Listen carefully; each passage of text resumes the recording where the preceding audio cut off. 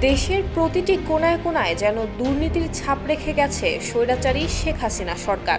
এমন উদ্ভুত পরিস্থিতিতে দেশের সব জেলা প্রশাসককে প্রত্যাহারের সিদ্ধান্ত নিয়েছে অন্তর্বর্তীকালীন সরকার।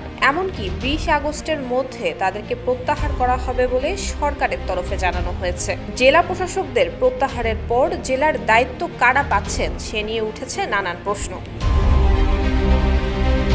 মন্ত্রিপরিষদ বিভাগ এবং জনপ্রশাসন মন্ত্রণালয় সূত্রে জানা গেছে, সদ্য পদোন্নতি পাওয়া উপসচিব সহ বিসিএস 24, 25 এবং 27 ব্যাচের কর্মকর্তাদের মধ্য থেকে নতুন ডিসি নিয়োগ দেওয়া হবে। নিয়োগের মানদণ্ড হবে মেধা, দক্ষতা এবং সততা।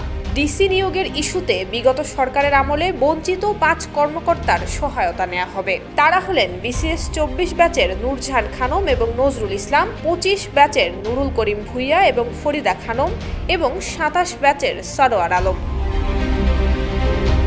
জানা গেছে, গতকাল বিকেলে ডিসি হতে ইচ্ছুক প্রশাসনের কর্মকর্তাদের মৌখিক পরীক্ষা অনুষ্ঠিত হয়েছে।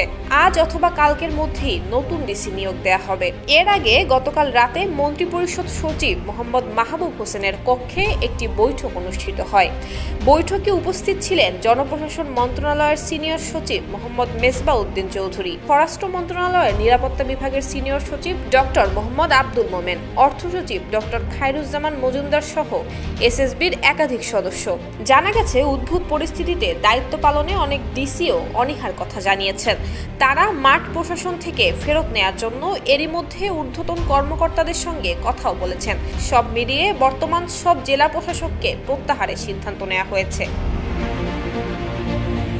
গত 5 আগস্ট ছাত্র জনতার আন্দোলনে শেখ হাসিনা সরকারের পতনের পর প্রশাসনের বিভিন্ন স্তরে নিয়োগ বাতিল, নতুন নিয়োগ এবং বদলি হচ্ছে। বিভিন্ন অভিযোগ থাকা স্বরাষ্ট্র মন্ত্রণালয়ের জননিরাপত্তা বিভাগের সচিব মোহাম্মদ জাহাঙ্গীর আলমকে গত বুধবার বাধ্যতামূলক অবসরে পাঠানো হয়।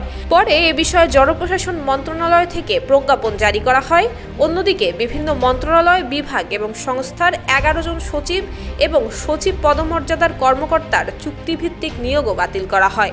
তাদের চুক্তিভিত্তিক নিয়োগ বাতিল করে একই দিন বিকেলে জনপ্রশাসন মন্ত্রণালয় থেকে প্রজ্ঞাপন জারি করা হয়। এরপর নিয়োগ বাতিল, নতুন নিয়োগ এবং বদলির আরও প্রজ্ঞাপন হয়েছে।